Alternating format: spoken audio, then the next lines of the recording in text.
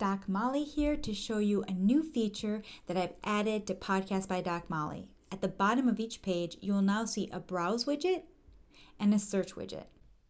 You can use the Browse widget to search all the categories or all the topics we've covered at docmolly.com. For example, let's say I wanted to see all the audio lessons on the subjunctive. Then I would go to the grammar section and click on the subjunctive. Now this will bring up all the audio lessons in the subjunctive series. Since I am logged in as a Spanish Grammar member, I will see the premium audio lessons and the free audio lessons.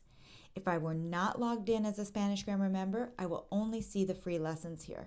And you know which lessons are premium because they contain the letter number sequence prior to each title.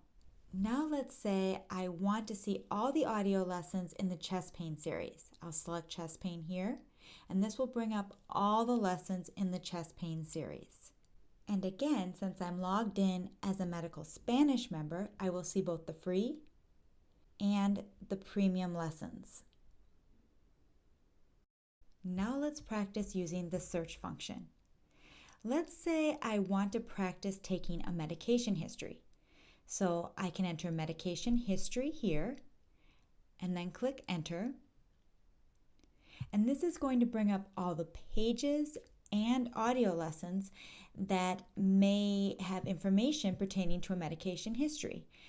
And I can see that this is probably what I'm looking for, medication questions in the building block series or the medical history and exam series. So I'll click on this title, and this will bring up an audio lesson which goes through all the questions that one may ask when taking a medication history from a patient.